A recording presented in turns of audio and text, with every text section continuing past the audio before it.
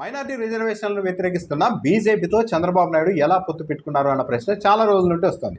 అయితే ఇది మరీ పెద్దవాళ్ళ నుంచి ఈ ప్రశ్న రాకపోయేసరికి తెలుగుదేశం పార్టీ వ్యూహాత్మకంగా లేదు, మేము ముస్లిం రిజర్వేషన్లు కొనసాగించేందుకే మద్దతుగా ఉంటామంటూ మాట్లాడుతూ వచ్చారు. ఏపీ బీజేపీ నేతలు వీలైనంత వరకు దీనిపైన స్పందించకుండా మౌనంగా వ్యూహాత్మకంగా ఉంటూ వచ్చారు.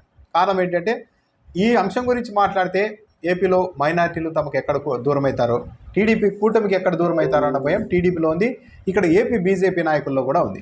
అయితే ఇప్పుడు అనివార్యంగా స్పందించాల్సిన పరిస్థితిని, బీజేపీ నేతలు కూడా స్పందించాల్సిన పరిస్థితిని జగన్మోహన్ రెడ్డి సృష్టించినట్టుగా ఉన్నారు. ఈరోజు నెల్లూరులో నేరుగానే మాట్లాడారు. ఆయన మైనార్టీ రిజర్వేషన్లు ఎత్తేస్తామని శపథాలు చేస్తున్న పార్టీతో మీరు ఎలా కలిశారని చంద్రబాబు నాయుడిని ప్రశ్నించారు. ఆ శపథాలు చేస్తున్నది మోడీ, అమిత్ షానే నేరుగా మా రిజర్వేషన్లకు వ్యతిరేకమని.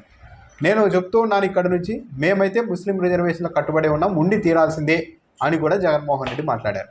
అంతటితో కాకుండా ఎన్ఆర్సీ, సిఏఏ విషయంలో కూడా మైనార్టీల పక్షానే తాము ఉంటామని కూడా జగన్మోహన్ రెడ్డి స్పష్టంగా చెప్పడంతో పాటు అమిత్ షా ఏ రిజర్వేషన్లను అయితే వ్యతిరేకిస్తున్నారో అవి మత ప్రాతిపదికన రిజర్వేషన్లు కాదు అంటూ కూడా జగన్మోహన్ రెడ్డి మాట్లాడారు.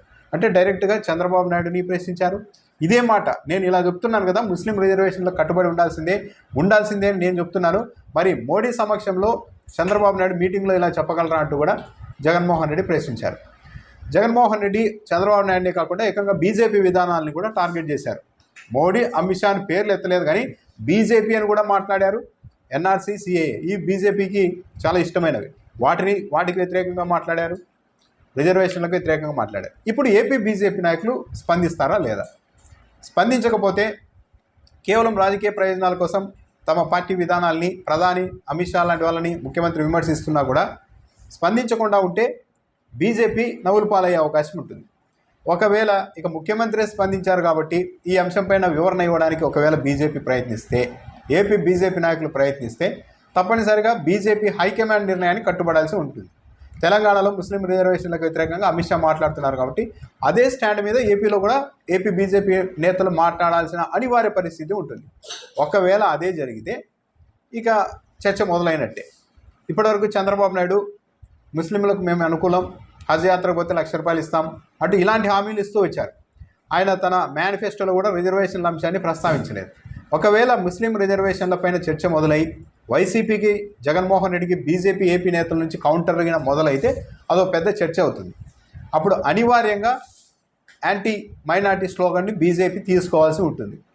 దాని ప్రభావం తప్పనిసరిగా తెలుగుదేశం పార్టీ పైన పడుతుంది. ఒకవేళ ఏపీ బీజేపీ నేతలు ముస్లిమ్స్ విధానాలకి, రిజర్వేషన్లకు వీటికి వ్యతిరేకంగా మాట్లాడితే తెలుగుదేశం పార్టీ కూడా దాన్ని సమర్థిస్తే ఇక మొత్తానికి మైనార్టీ ఓట్లపైన తెలుగుదేశం పార్టీ ఆశలు వదులుకోవాల్సి ఉంటుంది.